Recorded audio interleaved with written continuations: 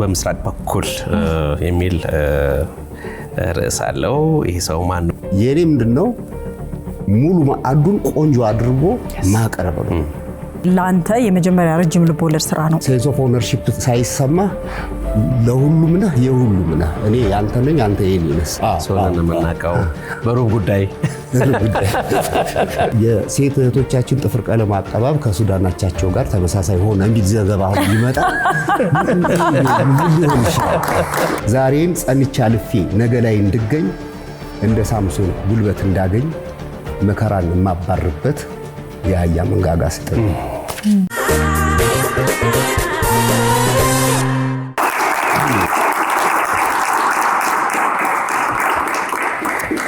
አንድ ሰው አለ፣ አንድ ገጣሚ፣ አንድ የጥበብ ሰው ዳዲ ኬፕ ሲያደርግ የሚያምርበት። እሺ ወደዋለሁ በጣም የሚናገራቸው ነገሮች ደስ ይላሉ። በዚህኛው መጽሐፉ ደግሞ ከጀርባ እውነት ምን ጊዜ ማዋጭ ነው ይላል። በጣም ተመችቶኛል። እውነት ነው። እውነት ሁሉ ጊዜ ማዋጭ ነው ይላል። እውነት ሁሉ ጊዜ ማዋጭ ነው። ከፊት ደግሞ በርዕሱ በምስራቅ በኩል የሚል ርዕስ አለው። ይሄ ሰው ማን ነው የሚለውን አሁን ከአፍታ በኋላ ወዲያው ቆመን እንቀበለው አይሻልም? ሁላችን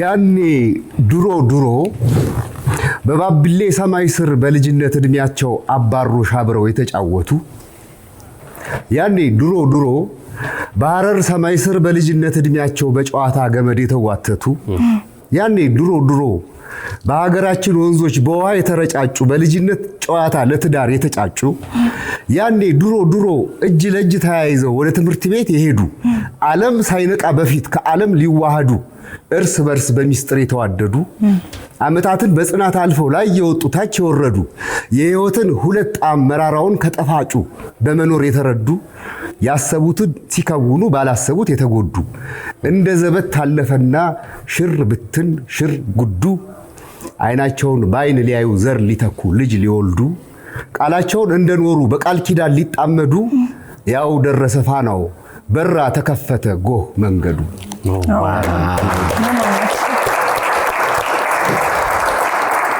ሰለሞን ሳህለ እንኳን ደህና መጣህልን።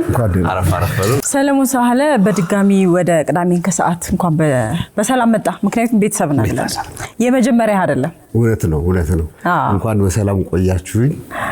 ስለጋበዛችሁኝ ቤተሰብም ብሆን ከማመስገን ብዙ ይቀራልና እናመሰግናለን። እኛም በጣም አንድ ፎቶግራፍ ማህበራዊ ገጽ ላይ የፌስቡክ ገጽ ይመስለኛል የለጠፍካት ፎቶግራፍ አለች። ደርሳናል፣ እጃችን ገብታለች ብለህ ተመችታኛለች። እሷ ፎቶግራፍ ስክን ያለች ማስታወቂያ ነች። ቆንጆ። በምስራቅ በኩል እንግዲህ ብዙ ነገር ውስጡ አለ። በኋላ በዝርዝር የምናያቸው ይሆናል። ሁለት ነገር ደስ ብሎኛል። አንድ የቀድሞ ስራዎች አሉ። ይሄም የምወደው ፎቶግራፍ ነው። እዚህ ላይ ያንተ ፎቶግራፍ ያለበት። ከዛ በተጨማሪ በፊት ገጹም በጀርባ ገጹም ፍዝም ቢሆን ይሄኛው መልእክት ነጋሪ ሆነ የካራክተሯ በሚመስል መልኩ ያለ የተዘጋጀ ነገር አለ። ህትመቱ ሸጋ ነው። ከህትመቱ ስለሚጀምር አሁን ህትመት በጣም እየሄደ ነው። እሱንም እግረ መንገድ ማድነቅ ያስፈልጋል። ስሙም ገርሞኛል። ካርቦን ማተሚያ ካርቦን ራሱን ቁጭ እንደማለት። መልካም እና እንኳን ለአዲሱ ስራ አበቃ ሶልዬ። አመሰግናለሁ። ይሄኛው ስንተኛ ስራ ነው የሚሆነው? በግልና በቡድን አይደለ? ስንተኛ ነው የሚሆነው ማለት ነው? በግል የ3 የግጥም መጽሐፍ፣ አንድ የግጥም ሲዲ እና ይሄኛው ረጅም ልቦለድ 5 ነው የሚሆነው። በጋራ ደግሞ የአጫጭር ልቦለዶችና ግጥሞች ያሉበት ደግሞ ሌላ 5 አለኝ። ስለዚህ ይሄ 10ኛው ስራዬ ነው ማለት ነው። ዋው አድላል። እስካሁን ድረስ የሰራሃቸው የጻፍካቸው ያስቀመጥካቸው ያልታተሙ ከ6 ኪሎ ዩኒቨርሲቲ ከባህል ማዕከል ጀምሮ እንዲሁ ያስቀመጥካቸው ብቻቸውን 10 አይሆኑ ቢታተሙ ያልፋል ይመስለኛል። ምክንያቱም ለረጅም ዘመናት ያው ጽሁፉ ጋር ነው የነበርኩት። የተሰጠውትም ለሱ ነውና የተሰጠውበትን ነገር ደግሞ መስራት አለበት። ስለዚህ በየጊዜው እየሰራቸው የሚቀመጡ አሉ። እንደዚሁ ቀን ሲወጣላቸው ደግሞ ቀና የሚሉ አሉ። ቀና የሚሉ እናመሰግናለን ሶል በድጋሚ እንኳን ደስ አለ። የውጭውን ሽፋን ሳየው መጀመሪያ ትዝ ያለኝ የመጨረሻው ቅጠል የሚለው የሩሲያ ሊትሬቸር እና አንድ አባ ያም የመጨረሻው ቅጠል ላይ ነበር ታማሚው ካራክተር ያቺ ቅጠል ከወደቀች እሱ መሞቱ ከለመለመች እሱ መትረፉን የሚያትት ነው እና እዚህ ላይም ተመሳሳይ ነገር ምናልባት ለኔ ቀረበኝ ነው ማለት ስሜቴን እናያለን። ምስራቅ የሚለውም ቃል ደግሞ በራሱ የሚገልጸው አካባቢ አለ። ሶ ርዕሱ ከውጭ ያለው ቀለሙ ህትመቱን ቅድምም አንስተናል። ሸጋ ነው። በድጋሚ እንኳን ለዚያ በቃ እንላለን። ወደ ውስጥ ታሪኮቹ እንገባለን። እንግዲህ እውነተኛ ታሪክ ላይ የተመሰረተ ልቦለድ ነው። በልቦለድ ዘውግ አይደለ የመጀመሪያ ስራ ነው። ይሄም ራሱ አንድ ምርት አንድ የተለየ የጥበብ ውጤት ነውና በጣም በጥሩ ሁኔታ አንስተዋል ወይም ጽፈዋል። ታሪኩ ምኑ ሳበ ከሚለውን ጀመር። እውነተኛ ታሪክ ሲባል አይደለ በብዙ መልኩ በጣም መሰጥ አይደለ በጣም መነካት ስለሚፈልግ በደንብ መልካም የመጨረሻው ቅጠል ማንሳት በጣም ነው ደስ የሚለው። ምክንያቱም እንደዚህ ክላሲክ ከሚባሉት ስራዎች ውስጥ አንደኛው የመጨረሻው ቅጠል የሚለው ነው። የራሻ ሙሉ ለሙሉ ማለት እንችላለን ጽሁፋቸው ደስ ይላልና እሱን ያነሳበት ሐሳብ ደስ ይላል። በምስራቅ በኩል ይሄ ከበሩን የሰራው በጣም ጎበዝ ሰዓሊ ነው። ሙሴ ተሾመ ይባላል። ሐሳቡን ተረድቶት የኔንም መብሰልሰል ገብቶት ነው የሰራውና ታሪኩን በደንብ አድርጎ የሚገልጽ ነውና እውነተኛ አሁን እንደ ጸሐፊ ስትሆን ማለት አሁን ጸሐፊ ያስባል፣ ይገምታል፣ ይተነብያል፣ ይጽፋል። የሚጽፈው ያየውን ይጽፋል፣ ያሰበውን ይጽፋል፣ የኖረውን ይጽፋል፣ የሰማውን ይጽፋል፣ በተለያየ አቅጣጫዎች ያሉትን ሐሳቦች ይጽፋል። ይሄ እውነተኛ ታሪክ ላይ የተመሰረተው ልቦለድ መጀመሪያ ልቦለድ አይደለም የነበረው። የታሪኩ ባለቤት የወይንሸት መንገድ ምንላት አንድ ትልቅ ተቋም የበጎ አድራጎት ተቋም መስርታ በብዙ ሺዎች የሚቆጠሩ ወደ ውስጥ በኋላ እናወራዋለን ሰዎችን ረድታ ያ ድርጅት ያ ተቋም 25ኛ ዓመቱን በማክበር የሆነ ጽሁፍ እንዲጻፍ ነበር መጀመሪያ ሐሳቡ የተነሳው እና ለዛ እኔ ተመረጥኩኝ። ከዛ ስለተሰሩት ስራዎች ሳነብና መረጃዎችን ሰበስብ የሚገራርሙ ታሪኮች ነው ያሉትና ይሄ ዝም ብሎ በአምስሉክ በምናምን እናመሰግናለን ተብሎ የሚተው ሳይሆን ይሄ ለትውልድም በአደራ መልክ የሚሰጥ ስለሆነ ይሄኛውን ታሪክ ይዞ ረጅም ልቦለድ ማድረግ ይቻላል ወደሚለው መጣውና ታሪኩን ወደዚህ ስነ ጽሁፋዊ ለዛውን ለጠበቀ አድርጌ ሰራውትና ይሄው ነው። እንግዲህ የወይንሸት መንገድ በምስራቅ በኩል ይላል ርዕሱ። በምስራቅ በኩል ለምን ሆነ? የወይንሸት መንገድ ላንተ የመጀመሪያ ረጅም ልቦለድ ስራ ነው፣ እውነተኛ ታሪክ ነውና እንደው የመጽሐፉን ታሪክ የወይንሸትን ታሪክ ሙሉን ባናነሳውም ግን ርዕሱን በምስራቅ በኩል ለምን አልከው?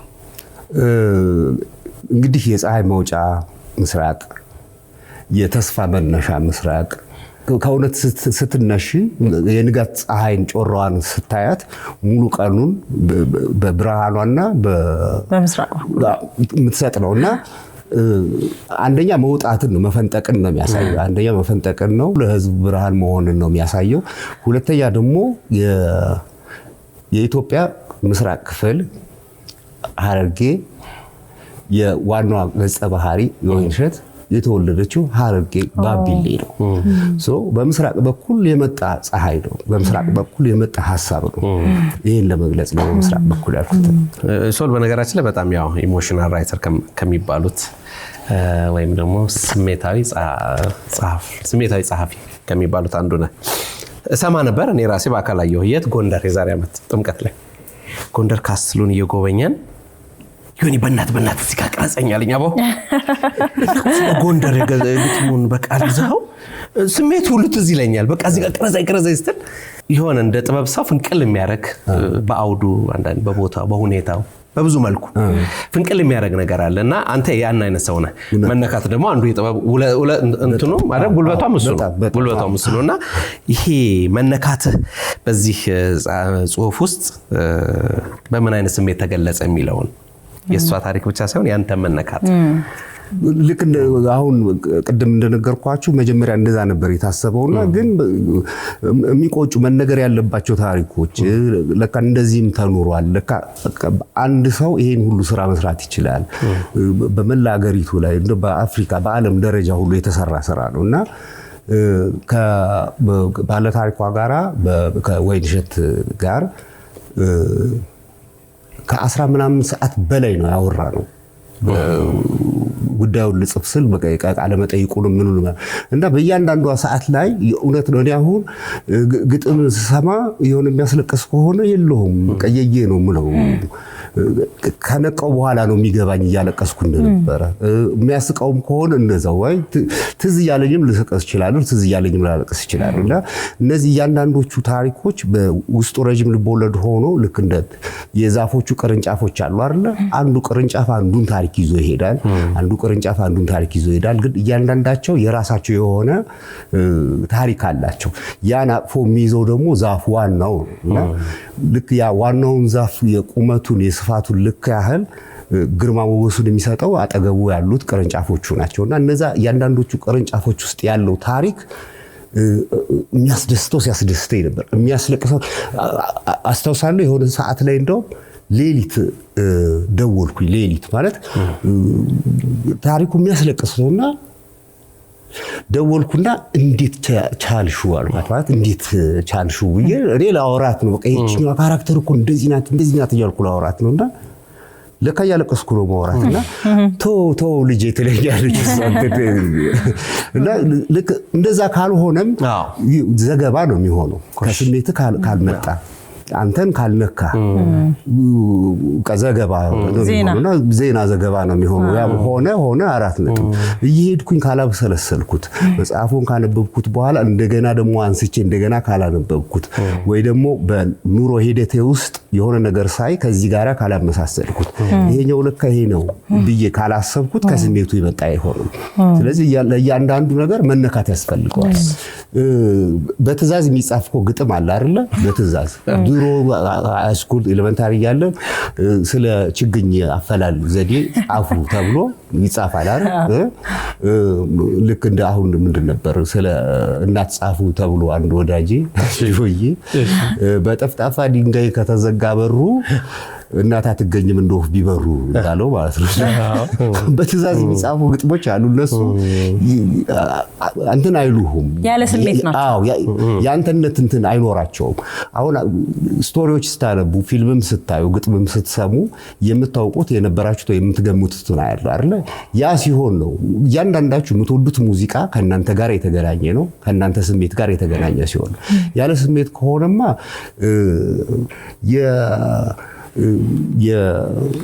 የሴት እህቶቻችን ጥፍር ቀለም አቀባብ ከሱዳናቻቸው ጋር ተመሳሳይ ሆነ የሚል ዘገባ አሁን ይመጣ ሊሆን ይችላል።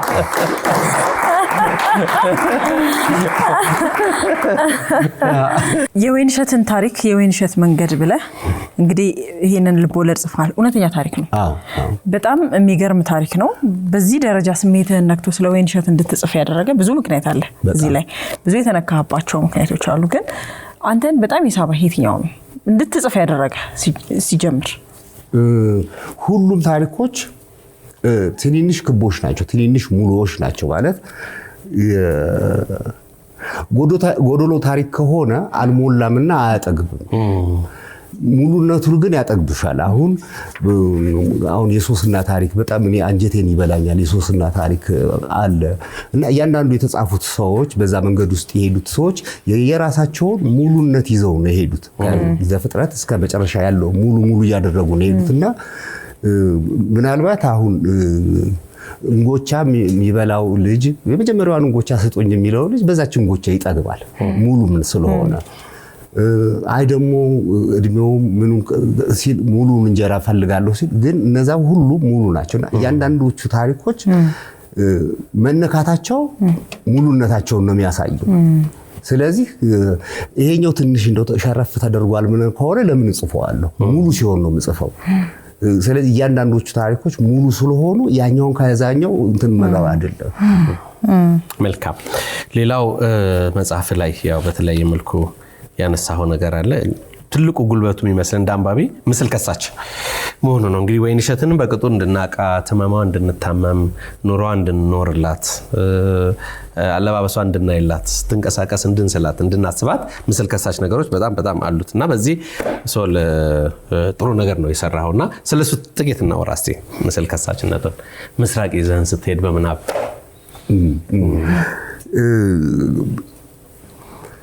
በነገራችን ላይ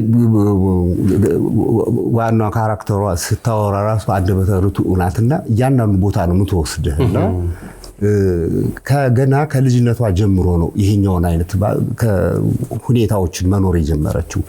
የኢትዮ ሶማሊያ ጦርነት ጊዜ እሷ ገና ኤሌመንታሪ ተማሪ ያለች እዛው ሐረር ባቢሌ የዚያድ ባሬ ጦር እየገፋ ሲመጣ በኋላ ሊመለስ እየገፋ ሲመጣ እነዚህ ስደተኞቹ በጦርነት ምክንያት ከቀያቸው የተፈናቀሉት ወደ ሐረር፣ ድሬዳዋ፣ ባቢሌ ብራም ሲሄዱ ከዛች ዕለት ጀምሮ ነው የሷ ጽንሰት የመኖሯ ጽንሰት የመጣው። እኔ ታሪኩ በጣም ስለወደድኩትና መሆንም ስላለበት ጥናት አድርጌበታለሁ። ለምሳሌ ሐረር ሄድኩኝ፣ ባቢሌ ሄድኩኝ። ማለት 1969 ዓመተ ምህረትን ባላመጣውም ሁኔታው ምን እንደነበረ ጋራ ሸንተረሩ መጽሐፍ እዛ ውስጥ መተንፈስ ስላለብኝ ማለት ነው። ቀጥላ የድርቁ ጊዜ የ77ቱ ድርቅ ጊዜ ብድግ ብላ አሁንም ሄዳለች። የሰፈራ ጣቢያዎች ላይ ሄድኩኝ። እኔ ደሴም ሄድኩኝ፣ ኮምቦልቻም ሄድኩኝ። በቃ ይሄን መጽሐፍ ለመጻፍ የተባሉት ቦታዎች ላይ ሁሉ ሄጃለሁ። ሄጄ ነው ያየሁት። ያ ምንድነው ሪሰርች ነው ነገርየውን በደንብ አድርገህ እንድትስለው የነበረውን ያኛውን ተራራ ማግኘት ስላለብኝ ካልሆነማ የሐሳብ ከሆነ አሁንም ወደ ፈጠራው ብቻ ያጋድላል። ስለዚህ ግን እውነተኛ ታሪክ ከመሆኑ አንፃር ቦታዎችን ሁሉ የሄድክ የኖርክ ማድረግ አለብህ። ያኔ በደንብ አድርገህ ምስሉን ትከስተዋል። አሁን ድሮ ከመጽሐፍት ዓለም ሲተረክ ተኝተንም ወይ ደግሞ ጧትም እንሄዳለን እኮ አይደል? ያ እንግዲህ የጸሐፊው ምስል የመከሰት አእምሮ ውስጥ የመሳል ብቃቱ ነው። ያኔ በቃ አብረው ሄደሃል እኮ። እኔ አሁን ፓፒዮን ሳነብ ከአንደኛው እስር ቤት ወደ አንደኛው እስር ቤት ሲሄድ እኔ አብሬ ከሰንሰለቱ ቅጭል እያለ አብሬ ሄዳለሁ። ምክንያቱም አሪፍ አድርገው ስለሳሉት ማለት ነው። ከዛ በኋላ ነው ሌሎች አይነት ክሬቲቭ ራይቲንጎች ምናምን የምትፈጥረው። ከዛ በኋላ ነው ይሄኛውን እያጎለበትከው ስትሄድ። አቤል ሰመመን ላይ አቤል ቼዝ ሲጫወት ካፌ 6 ኪሎ ካፌ ቼዝ ሲጫወት እየሳለ ነው የነበረው አይደል? ንግስቲቷ ማን ነበረች? ትዕግስት ናት እሱ አይደል? ትዕግስትና ንጉሱን አለማስበላት ያለብን ንጉሱን ነው። እሱ ግን ንግስቲቷን ነው ሲጠብቅ የነበረው አይደል? ምክንያቱም እየሳላት ነው። ንግስቲቱ ትዕግስት ናት። ከዛ ሲበላውስ ትዕግስትን በላት ነው የሚለው አይደል? በቃ ድብድብ ሁሉ ነው የሚፈጠረው። ያ የመሳሉ የመጨረሻ ቆንጆ አርጎ ስለሳለው አእምሮ ውስጥ ተስሏል። እኔ አሁን የዛሬ ስንት ዓመት ያነበብኩት መጽሐፍ አሁን የምነግርህ እዚህ ውስጥ ስለተቀመጠ በደንብ አርጎ ስለሳለው። ስለዚህ ነገሮቹ ባላቸው አቅም ባላቸው ኃይል እንዲሄዱ ቆንጆ አድርገህ ትስለዋለህ። እኔ ከተወለድኩበት ሀገር የመጣች ልጅ ንቅሳቷማ በጣም የሚያምር እሱን እያየሁኝ አሁንም ጥፍር ቀለም ከተቀባሽ ግን ግራ ሊገባኝ ይችላል። ሾሽላ ብትቀባ ይሻለኛል። ገብቶሃል? ስለዚህ ማየቱን በቃ ምስሉን ስትካስተው ይሄን እንደዚህ ነው ስትል ከታች እስከ ላይ ያለውን ነገር መሳል አለብን። ያኔ ነው አንባቢውም ልብ ውስጥ የምትሆነው። ከዛ በኋላ ደግሞ ሐሳብህንም የምትገልጽ። እዚህ ላይ አሁን የወይንሸት ብዙ ነገር አላት። ለሰው ልጅ ክብር አላት፣ ለአገር በጣም ፍቅር አላት። እውነተኛ ታሪክ ነው፣ እውነት ነው እዚህ ውስጥ ያለው። እውነትን ስትጽፍ ግን እንዴት ነው ከስነ ጽሁፍ ጋር ማዋዛት? ምክንያቱም አንዳንዴ ስነ ጽሁፍ በጣም ይሄ ልቦለድ እውነተኛ ታሪክ ያልሆነ ነፃነት አለው፣ እንደፈለክ ማድረግ ትችላለህ። እውነተኛ ሲሆን ግን ይገድባል። አሁን እሱ የጸሐፊውን የመረዳት አቅምና የተረዳውን ነገር የመግለጽ ብቃቱን ይጠይቃል። ምክንያቱም ቅድም እንደተናገርኩት አንድን ታሪክ ወይ ኖረሽው ነው ወይ ሰምተሽው ነው ወይ አይተሽው ነው ወይ ገምተሽው ነው የምትጽፊው። ስለዚህ እያንዳንዱ ጽሁፍ ላይ እኮ ሰውየው ወይ ያየውን ነው ወይ የሰማውን እንደዛ ስለሆነ ያን ነገር መግለጽ ነው። ያን ነገር የምትገልጪው ደግሞ በቋንቋሽ ነው። ቋንቋሽ ስነ ጽሁፋዊ ውበቱን ይዞ መናገር አለበት። ስለዚህ አይገድብሽ። ያንቺ የመረዳት አቅምና እሱን የመግለጽ ብቃት ነው የሚጠይቀው። ያን ለመሆን ደግሞ መሰጠቱም ያስፈልጋል፣ ማንበቡም ያስፈልጋል። ተደጋጋሚ ደግሞ ከጽሁፉ ጋር አብሮ መኖርን ያስፈልጋል። ስለዚህ ሐሳቦቹን ለቅድሙ በዘገባ መልክ ሳይሆን ውበታቸውን ይዘው እንዲሄዱ ማድረግ እሱ አንዱ እንትኑ ነው። ለጥፍር ቀለሙ ሳይሆን ሶል እንግዲህ ከዚህ መጽሐፍ አንባቢ ምን ያተርፋል ብለህ ታስባለህ? እንደ ደራሲ አንተ ተነካበትን ነገር በአዲስ ዘውግም ነው ላንተ አይደለ? ሶልን የምናውቀው በሩብ ጉዳይ በዛች ግጥም እኔ ሩብ ጉዳይን ያው በተለያየ መልኩ ደጃፍ ላይ በቃ የተጫወታችሁበት መንገድ በጣም ኢንትረስቲንግ ናት እና በዛ ዘውግ ነው በአብዛኛው የምትታወቀውና በዚህ በረጅም ልቦለድ ዘውግ ስትመጣ ለአንባቢ ምን ይተርፋል? አንተም አዲስ አተያየህን እያስተዋወቅ ስለሆነ በየአይነቱ ምግብ ሲቀርብልህ በየአይነቱ ከቆንጆ ሴት ጋራ በየአይነቱ መብላት የሚል አንድ ግጥም አለኝ። ያማል የሚለው መጽሐፍ ላይ መሰለኝ 12 አይነት ወጥ አለ። ከዛ ሱፍትፍቱን የሚፈልግ ሰውዬ ሱፍትፍቱን ይበላል። ሽሮውን የሚፈልግ ሽሮውን፣ ክኩን የሚፈልግ ክኩን፣ ምስሩን የሚፈልግ ድንቹን፣ ሰላጣው ምናምን የሚፈልግ ግን ዋናው ነገር የሚፈልገውን ነው የሚበላውና ይሄኛውን ብላ ብዬ ላስገድደው አልችልም። የኔ ምንድነው ሙሉ ማዕዱን ቆንጆ አድርጎ ማቀረብ ነው። ስለዚህ ከዛ የመረጠውን ይበላል። አሁን ይሄኛው እንደ ትምህርት በሬዲዮ ተማሪዎች ይሄን እንደዚህ ካደረጋችሁ እንደዚህ ይሆናል ሳይሆን በቃ ቲሙ ለሰው መኖር ነው። አሁን ቲሙ ለሰው መኖር መውደድ ማፍቀር የሴንስ ኦፍ ኦነርሺፕ ሳይሰማ ለሁሉም ነህ የሁሉም ነህ እኔ ያንተ ነኝ አንተ የኔ ነህ። ስለዚህ ስላንተ የምኖረው አንተ ስለኔ ስለምትኖር ጭምር ነው። የጀርባ እድፍ ማንሳት አይደለም።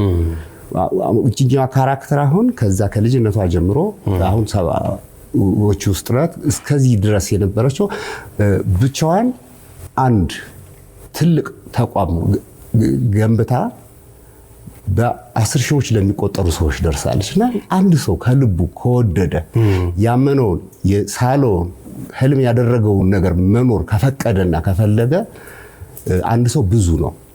አንዳንድ ጊዜ ብዙ ሰው አንድ ሰው ላይሆን ይችላል እንዲሁ በደቦ ስትሄድ።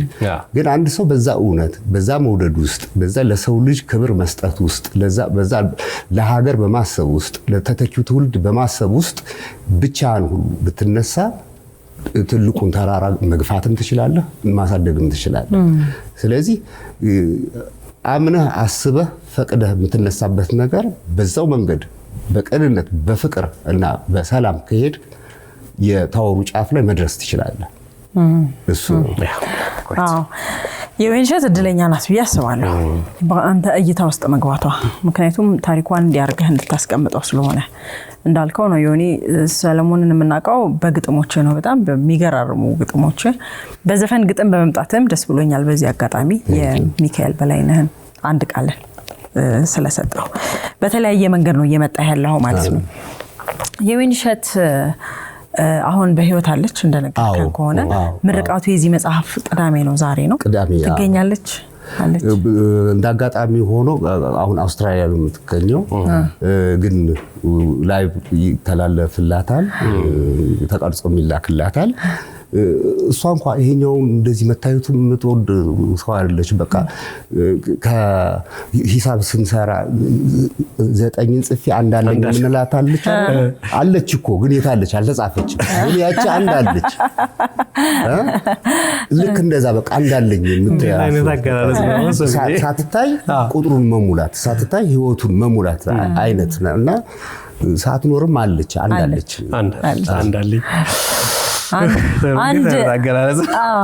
አንድ ሆና ብዙ ስለሆነችው የወይንሸት እንግዲህ በምስራቅ በኩል ብለ ረዘም ያለ እውነተኛ ታሪክ ላይ ተመሰረተ ልቦለድ ነው የጻፍከው በጣም ልብ የሚያንጠለጥል ብዙ አይነት ሐሳቦች ውስጡ ያሉበት መጽሐፉን እንግዲህ ለአንባቢያን ነው ምንቶ የሚመረቀው ዛሬ ነው በዚህ አጋጣሚ ሶል ማመስገን የምትፈልገው የምታስተላልፈው መልእክትም ካለ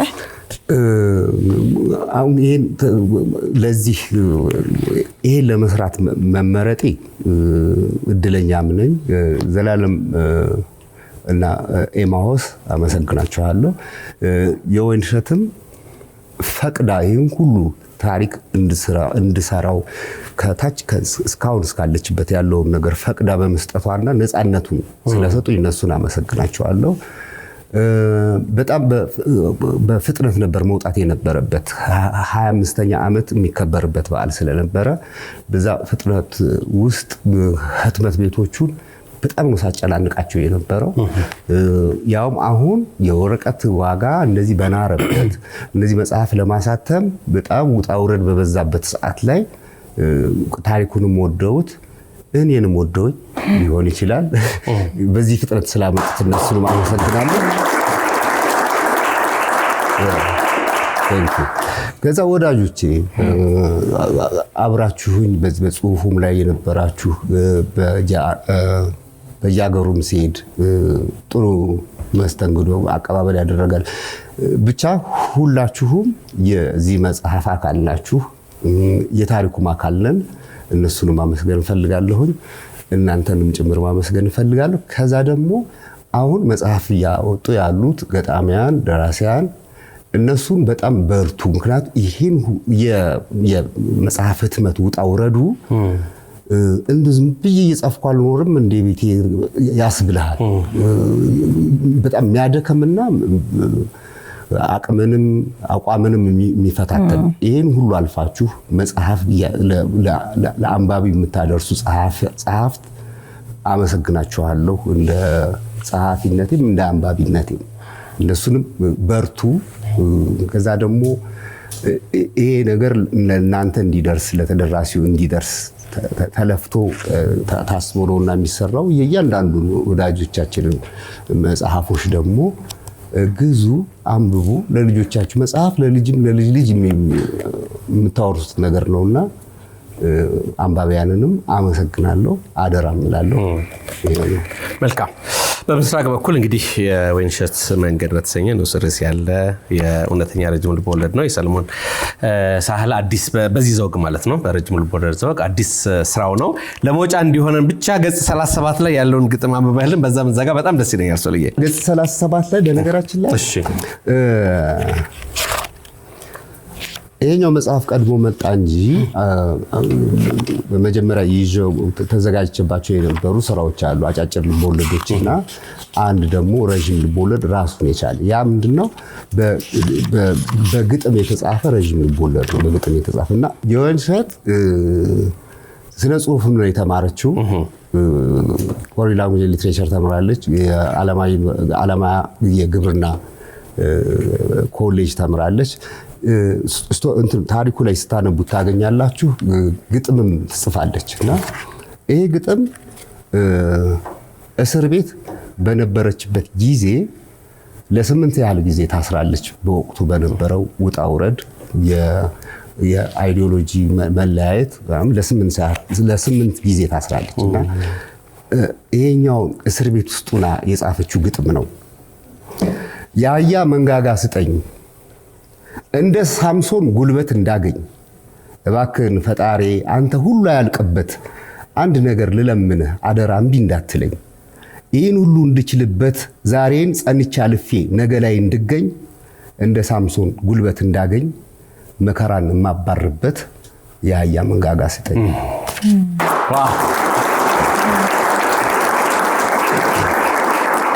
መልካም እንግዲህ የወይንሸትን የህይወት ታሪክ ብቻ ሳይሆን የሥነ ጽሑፍ ችሎታውንም በአንተ ስራ ውስጥ አግኝተናል። ወይንሸት ባለችበት ሰላምታችን ይድረስሽ ለማለት እንወዳለን። በምስራቅ በኩል የሰለሞን ሳህለ አዲሱ ስራው ነው። ገዝታችሁን እንድታነቡት እናበረታታለን። ሶል በድጋሚ እናመሰግናለን። እንግዲህ በክብር ቆመን እንደተቀበልነ ቆመን እንሸኛለን። እናመሰግናለን።